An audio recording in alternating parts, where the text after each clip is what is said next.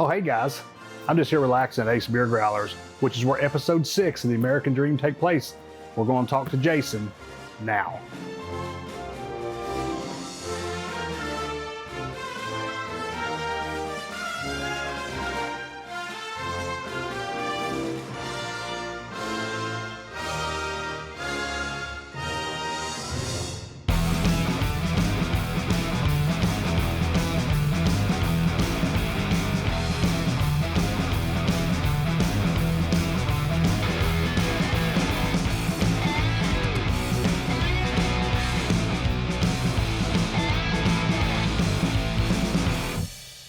Hey guys, here we are with Jason, Ace Beer Growlers in Newnan.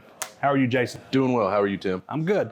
So I walk in here, I see beer, I see wine, I see gun safes, Traeger grills, everything. Right. Tell me what do you have right here? So the business model is whatever I enjoy or I want, I sell.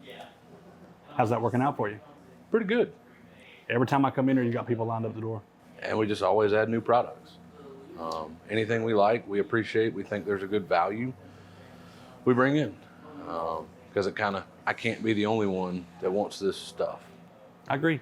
So now you've made the switch from more of a beer growler store to a general store. Right. Is that right? Right. So we've got meat, we've got grills, we've got safes, cast iron, cutting boards. I'm sure I'm forgetting something, but it's really just anybody in the community, if they need something, hey, can you get, I don't know, I'll see. And then we bring it in. See if it works. If it works, we keep selling it. That's a good business model. Yeah. Supply and demand. Sell what people want to buy. Okay. Tell us how this business come about. So I guess 8 or 9 years ago, I was working for a big box retailer. Okay. They were doing some layoffs, and it seemed like it was a good time to go. So I got out and had a little bit of money, wanted to find something to do. So I opened up a store. First one was down the road in Fairburn. Not nearly as much traffic as Newnan has. So we were there for about a year, and we're able to open here. And from there, it started out with beer and wine, and then we started adding some more kind of just general items, whether it was food items and things like that. And then we started doing grills. And I remember I delivered a grill on Christmas Day to one of my friends to surprise him. And he was ecstatic. Of course. Another local business owner. But the one thing, he goes, where am I going to find anything to cook on Christmas Day? Good point. He goes, maybe you should start selling meat. I was like, well, we've been talking about it for about 5 years. Maybe we'll just do it. So went through the state, got all the proper licensing, put a kitchen in the back, and started selling meat. So this is not normal grills, and it's not normal meat. Right. It's high end, right? Right. The only things that we sell, we don't want to compete with everybody. Absolutely. We like to set ourselves apart, and we appreciate quality. And if I'm being transparent and honest, there's nothing in this store that's a necessity. Absolutely nothing. It's a want. Right. So if we're being honest, if we want things, we want nice things. Absolutely. So, the grill that I use, that I like, went to go find accessories for, couldn't find accessories, called Traeger. Hey, do you want another local dealer? Absolutely. So we sell their accessories, we sell their grills. When I'm going to buy a steak, I like to buy prime grade beef or better. Yeah. So that's what we sell. It's just whatever we enjoy is what we sell to our customers, our friends. Yeah, exactly. Well, now that we've learned a little about the business and when we know about you, so now this is a part of the show that we're going to call the Fast Five. So we have 5 questions where we ask the same people, the same questions, and you answer whatever comes to mind as appropriate for the answer. I didn't study for this. Okay, well, you're being quizzed. Okay. Number 1, what you love about this community the most? Cliche, but the people in it. A community is the people, and you see the same faces over and over, and then you see their kids. You know what I mean? It's cool to see families grow and evolve, new people move into the community, and just really watch the community grow. And as it grows, you grow with it. Yeah. There's not one finite path. It's just everybody kind of comes together. That's what I like the most. Okay, what or who do you contribute your success to? What or who? I mean, obviously my dad. He's owned a business for, trying to think, I started working for him when I was 11 at a gas station. First time I'd ever had a job, first time I'd ever got fired.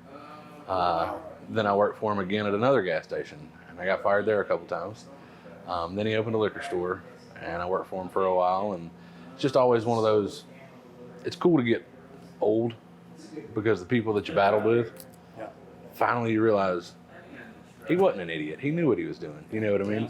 So now I can reach out and say, hey, what do you think about this? You know, it's just really cool because now I appreciate what he's got to say. So yeah, definitely. That's what my dad says. My dad says getting old isn't for wusses. Yeah, no joke about that.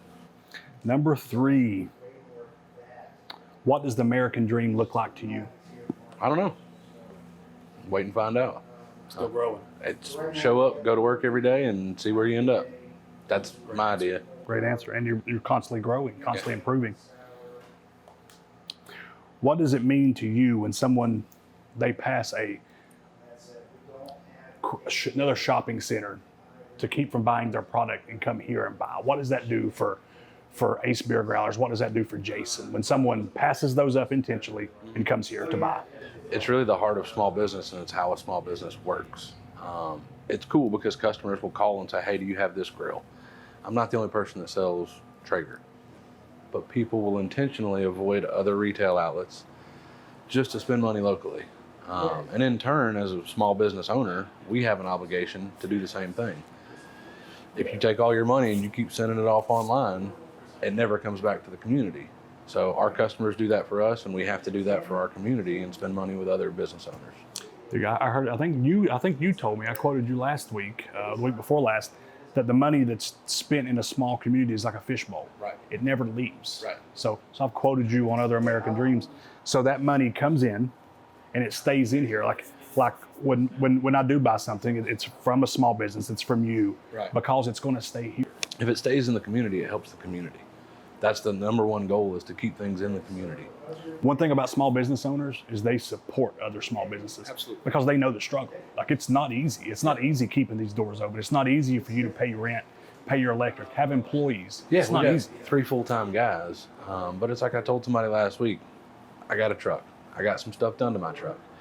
Every single thing I had done to that truck, I could have bought online, could have saved some money, but I like my buddy Matt, and I like his wife, and I like his daughter to have shoes. So you spend a little bit more money with your friends, everybody's better off. I agree. I appreciate you. Thank you, Tim. Guys, thanks for hanging around this episode of The American Dream, and we'll see you soon. But remember 2 things: who you work with matters, and shop local.